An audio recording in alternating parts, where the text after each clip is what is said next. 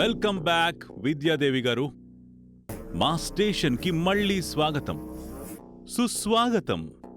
దయచేయండి.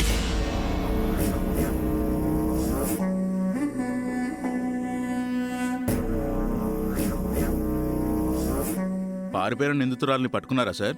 ఈ త్రిలోక్ పట్టు నుంచి ఎవ్వరూ తప్పించుకోలేరు. నా చేతిలో చిక్కారంటే సాలిగూడులో చిక్కుకున్నట్టే. ఈ A1 A2ల్ని సెల్లో వేయండి, తీసుకెళ్ళండి. పదండి మేడం.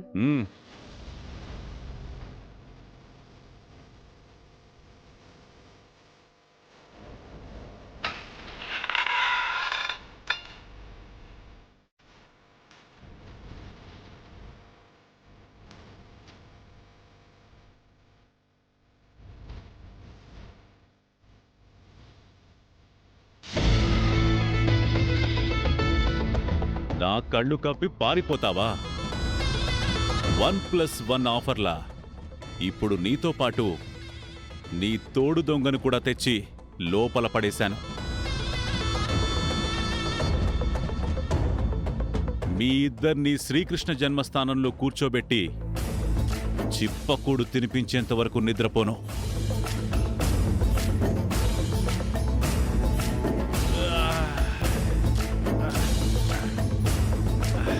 బాగా టైర్డ్గా ఉంది. ఓ అరగంట నన్నెవ్వరూ డిస్టర్బ్ చేయొద్దు. Okay sir.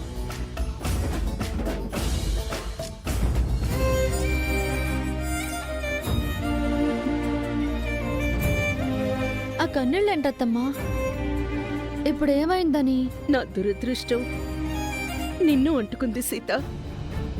పెళ్లి చేసుకొని భర్తతో హాయిగా కాపురం చేసుకోవాల్సిన దానివి నా వల్ల ఇబ్బందులు పడ్డావు.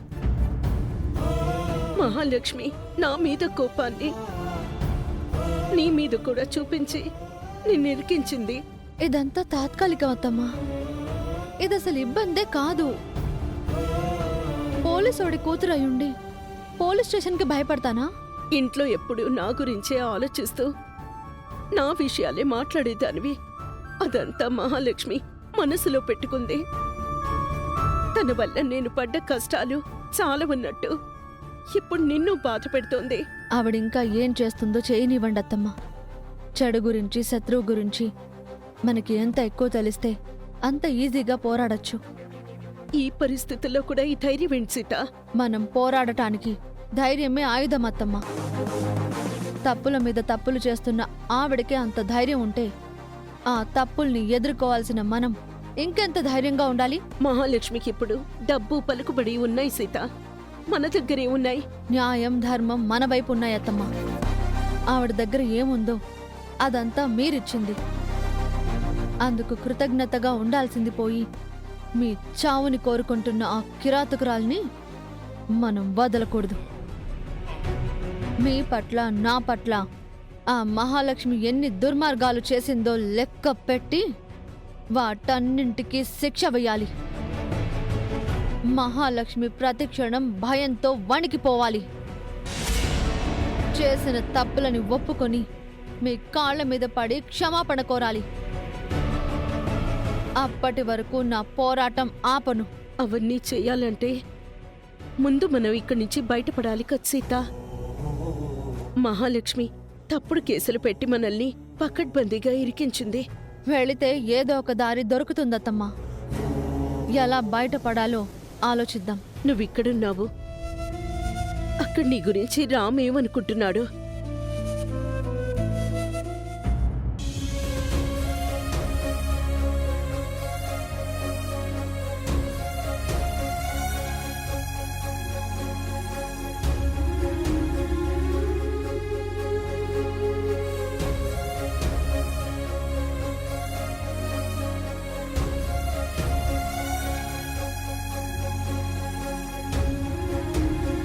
రామ్, కాఫీ.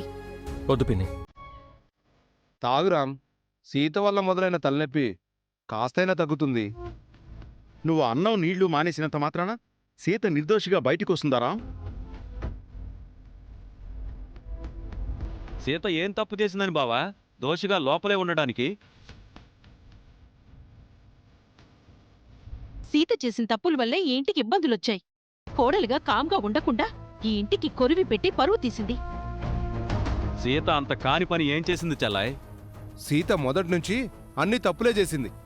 మహావదిన పెద్ద మనసుతో క్షమిస్తూ వచ్చింది. కాని టీచర్ విషయంలో సీత చేసింది క్షమించరాని తప్పు. అవునరా, ఎవరో ముక్కు మొహం తెలియని ఆవిడ్ని తీసుకొచ్చి మీ అమ్మ అని మనల్ని నమ్మించబోయింది. అందుకోసం డాక్టర్కి డబ్బులిచ్చి ఫేక్ డిఎన్ఏ సర్టిఫికేట్ చూపించింది. సీత అలా చేసిందంటే నువ్వు నమ్ముతున్నావా రామ్? సీత ఎలాంటిదో నీకు తెలీదా? రామ్కేంటి, మాక్కూడా బాగా తెలుసు. పోలీసుల కళ్ళు కప్పి పారిపోయిన నిందితురాల్ని తన వ్యాన్లో పెట్టుకుంది. ఆ విషయం మనకెవరికీ చెప్పలేదు.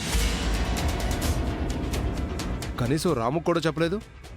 నువ్వంటే సీతకి అంత గౌరవం రామ్. కుటుంబ పరువు గురించి తను అస్సలు ఆలోచించలేదు. ఒక అంతకురాల్ని వెనకేసుకొచ్చి అరెస్ట్ అయ్యి మన పరువుని బజారుకీడ్చింది. అప్పటికీ మీ పిన్ని చెప్తూనే ఉంది కదరా ఆ టీచర్ని నమ్మొద్దు అని. అయినా సీత గుడ్డిగా నమ్మింది. ఇంకా ఆవిడ్నే సపోర్ట్ చేస్తోంది. సీత టీచర్ గారి వైపు అంత బలంగా నిలబడింది అంటే తన నమ్మకంలో నిజం ఉండే ఉంటుంది బావా. సీత గుడ్డిగా ఏ పని చేయదు.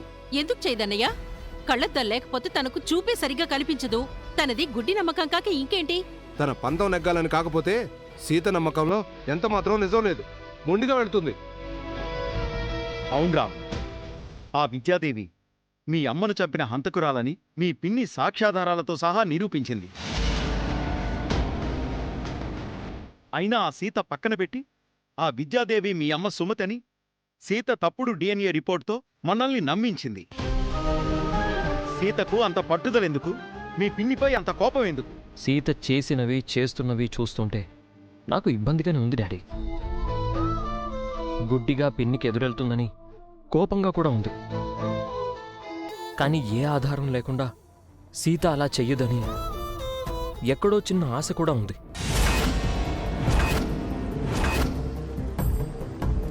నువ్వు ఆలోచిస్తుంది నిజమల్లుడు. సీత ఎప్పుడు అబద్ధాల వెంట పడదు. ఆధారాలు లేని నిజాలను తలకెత్తుకోదు. విద్యాదేవి గారు మీ అమ్మే అని సీత బలంగా నమ్మింది కాబట్టే ఆవిడ తరపున పోరాడుతుంది. సీతకు ఆ విద్యాదేవికి సపోర్టుగా మాట్లాడకు చలపతి. సీత నిన్నగాక మొన్నొచ్చింది. మహా నీ తోడబుట్టిన చెల్లెలు, నేను తాళి కట్టిన భార్య. మనం మహా మాటల్ని నమ్మాలా, లేక దారిన పోయి ఆ విద్యాదేవి సుమతని నమ్మిన సీతను నమ్మాలా? సీత కూడా పరాయిది కాదు బావా. స్వయాన నీ మేనకోడలు. సుమతక్క తోడబుట్టిన అన్నయ్య కూతురు. ఎవరో తన మేనత్తని నిరూపించుకోవాల్సిన అవసరం సీతకేముంది? సీత ఎప్పుడు ఏం ఆలోచిస్తుందో ఎవరికీ తెలీదన్నయ్యా. కొన్ని విషయాల్లో తను మొండిది. తను పట్టిన కుందేలికి మూడే కాళ్ళంటుంది. సీత వల్ల మనందరం ఇబ్బంది పడుతున్నాం రామ్. ఈ ఇంటి పరువు పోతుంది. ఈ విషయం మీడియాకు తెలిస్తే మనం తలెత్తుకోలేం. నీ భార్య గురించి ఏం చేస్తావో నువ్వే ఆలోచించుకోరా. నీ అమ్మ పోయాక మహా ఈ ఇంటి బరువు బాధ్యతలు తన మీద వేసుకుంది. మన పరువు గౌరవాన్ని పెంచింది. మన కోసం తన జీవితాన్నే త్యాగం చేసింది. అలాంటి మహా మాట వింటావో లేక సీతను వెనకేసుకొస్తావో నీ ఇష్టం.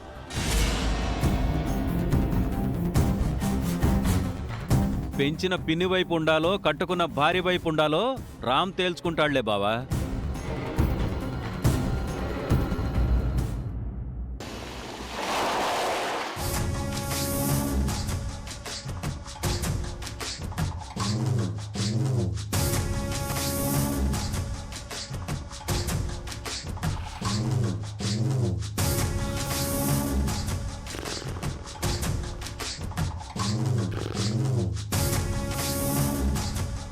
మేడం మేడం మేడం ఒక్క నిమిషం, సార్ చెప్తాను. సార్, మేడం వచ్చారు. ఎవరయ్యా? మహాలక్ష్మి మేడం. రమ్మను. వెళ్ళండి మేడం.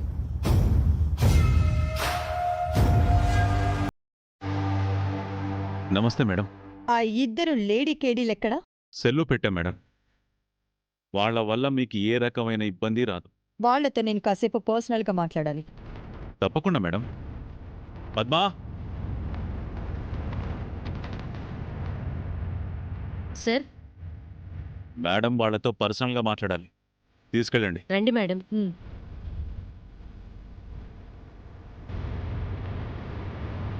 మేడం అక్కడున్నారు, వెళ్ళండి.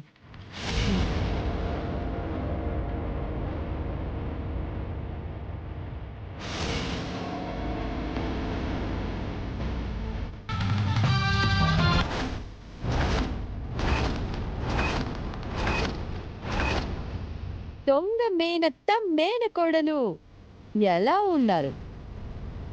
మీకు సెల్ సౌకర్యంగా ఉందా? మేమెక్కడున్నా ఆపేగా ఉంటాను. మా సంగతి పక్కన పెట్టండి. మీరెలా ఉన్నారత్తా? ఇంకెలా ఉంటుంది? నిజం తెలిసి నాకు భయపడి తప్పుడు కేసులో ఇరికించింది. ఎక్కడ ఆ నిజం బయటపడుతుందో అని టెన్షన్ పడుతూ ఉంటుంది. నువ్వు సుమతివి కాదు అని ప్రూవ్ చేశాను కదా విద్యాదేవి, ఇంకా నాకు టెన్షన్ ఎందుకు? తను మా అత్తమ్మ కాదని మీరు ఎంత మందితో నిరూపించినా నేను మాత్రం తను మా సుమతి అత్తమ్మ అని నమ్ముతున్నాను. అందుకే తనతో పాటు నువ్వు లోపలికొచ్చి పడ్డావు. తనతో కలిసి జైలు శిక్ష అనుభవించబోతున్నావు. శిక్ష మాకు కాదత్తా, త్వరలో మీకు పడుతుంది. నిజాన్ని నిప్పుని ఎక్కువ రోజులు దాచలేవు మహాలక్ష్మి. నేను కాబట్టి నిన్న అమాయకంగా నమ్మాను. కానీ నా మేనకోడలు సీత నాలా కాదు. నీకు అసలు వడ్డీ కలిపిస్తుంది. తెలుసు, నీ విషయంలో సీత నేను ఊహించని దూరం వెళ్ళింది. కానీ అదృష్టం నాకే కలిసొచ్చింది. అది అదృష్టం కాదత్తా, అలా అనిపించే దురదృష్టం. ఈ గెలుపు మీకు తాత్కాలికమే, చివరికి గెలిచేది మేమే. ఈ గెలుపు ఓటమిలవి ఎందుకు సీత? మనము ఒక డీల్ కొద్దాం. తను విద్యాదేవి కాదు, సుమతే అని నాకు తెలుసు. ఇప్పుడే మీ ఇద్దరిని విడిపించి ఇంటికి తీసుకువెళ్తాను. మీ మీద ఫైల్ అయిన కేసులన్నీ కొట్టించేస్తాను. అందుకు బదులుగా మీరు ఒక పని చేయాలి. ఏం చేయాలి? ఇంట్లో అందరి ముందు నువ్వు సుమతివి కాదు, విద్యాదేవే అని చెప్పాలి. ఇటు డబ్బులకి ఆశపడి సుమతినని అబద్ధం చెప్పానని క్షమాపణ చెప్పాలి. ఆ తర్వాత మీకు ఎలాంటి ఇబ్బంది రాకుండా నేను చూసుకుంటాను. నువ్వు చచ్చేంత వరకు నా ఇంట్లోనే ఉండొచ్చు. నీకు రూమ్ ఇచ్చి 3 పూట్ల తిండి పెట్టి కట్టుకోవడానికి బట్టలు, ఖర్చులకి డబ్బులు ఇస్తాను. ఏంటి, డీల్ ఓకేనా? నా ఇంట్లో నాకు రూమ్ ఇచ్చి తిండి పెట్టి బట్టలు డబ్బులు ఇస్తావా? బదులుగా నేనెవరో చెప్పకూడదా? నిన్ను చంపేస్తాను మహాలక్ష్మి. నో నో,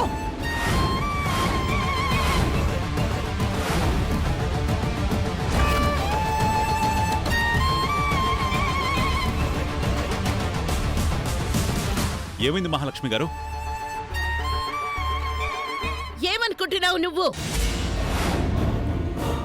నన్ను నమ్మించి నా ఇంట్లోకి వచ్చి ద్రోహంతో నా భర్త పిల్లలకు దూరం చేసి స్వార్థంతో నా కుటుంబాన్ని ఆస్తిని సొంతం చేసుకున్న నిన్ను ఊరికే వదిలేస్తాననుకుంటున్నావా? ప్రాణం తీసేస్తాను. మా అత్తమ్మ మీలా ఎంగిల్ మెతుకులు తినే రకం కాదు అత్త. ఇన్నాళ్ళు తన భర్త పిల్లల కోసం తను ఎవరో చెప్పకుండా దాచిపెట్టింది. ఇప్పుడు నాకు నిజం తెలిసిపోయింది. నా అత్తమ్మ పక్కన నేనున్నాను. మేమిద్దరం కలిస్తే మీ ఆటలు సాగవు. విన్నావుగా, అర్జునుడికి కృష్ణుడు తోడైనట్టు సీత నాకు తోడైంది. అన్యాయంగా పాండవుల రాజ్యాన్ని ఆక్రమించుకున్న కౌరవులకు కురుక్షేత్రంలో ఏ గతి పట్టిందో నీకు అదే గతి పట్టిస్తాం. మాతో యుద్ధం చేయడానికి రెడీగా ఉండత్తా. ఇందాకేదో అదృష్టం కలిసొచ్చిందన్నావుగా, దురదృష్టం వెంటాడితే ఎలా ఉంటుందో మేము నీకు చూపిస్తాం. నేను చెప్పాల్సింది చెప్పాను, కానీ మీరు వినడం లేదు. ఇక మీ కర్మకు మిమ్మల్ని వదిలేయడం తప్ప నేనేం చేయలేను.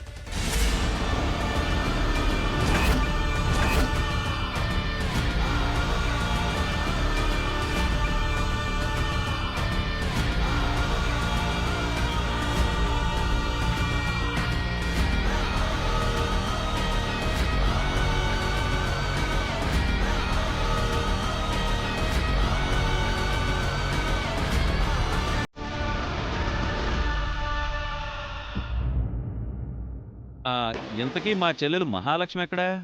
ఇంతసేపటి నుంచి అడుగుతుంటే ఎవరో మాట్లాడరేంటి? ఇక్కడ ఇంత పెద్ద మీటింగ్ జరుగుతుంటే తను ఎక్కడికి వెళ్ళినట్టు?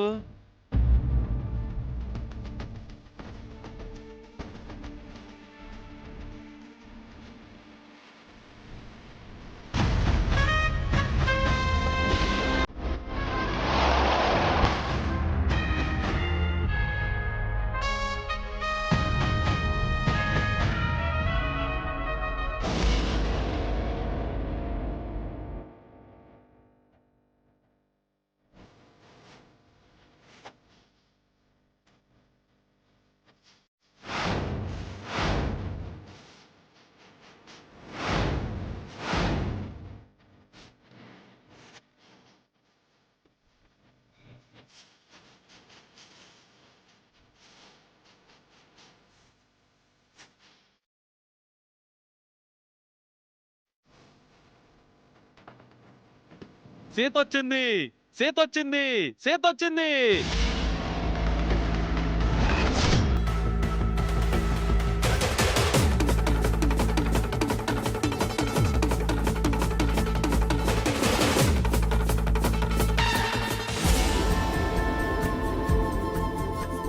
సీత,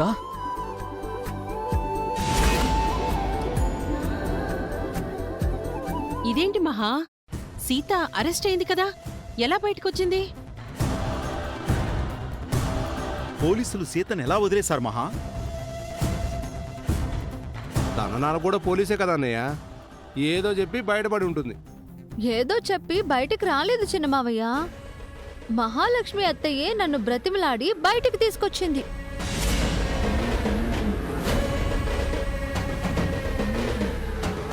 అంటే నిన్ను ఎవరు అరెస్ట్ చేయించారో వాళ్లే బయటికి తీసుకొచ్చారన్నమాట. నువ్వు గ్రేట్ సీత. సీతని నేను అరెస్ట్ చేయించడం ఏంటన్నయ్య? పోలీసులు అరెస్ట్ చేశారు. పోలీస్ స్టేషన్ నుంచి నువ్వెందుకు సీతను విడిపించావు మహా? రామ్ కోసం జన. సీత అరెస్ట్ అయిందని రామ్ అప్సెట్ అయ్యాడు. తను డిస్టర్బ్గా ఉండటం నాకు ఇష్టం లేదు. అందుకే సీతని బయటికి తీసుకొచ్చాను. నేను కూడా రామ్ మామ కోసమే బయటకొచ్చాను.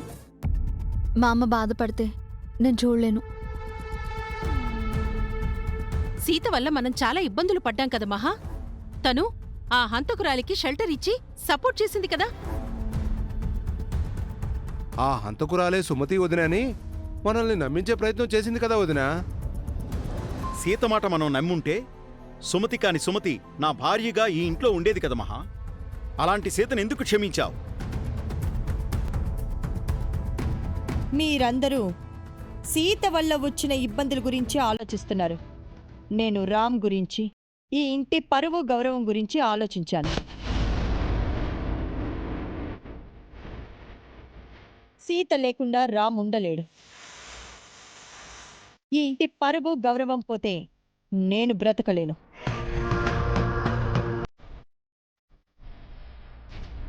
భార్యగా రామ్ గురించి, కోడలుగా ఈ ఇంటి పరువు గురించి సీత ఆలోచించకపోయినా రామ్ తల్లిగా సీత అత్తగా నేను ఆలోచించాను.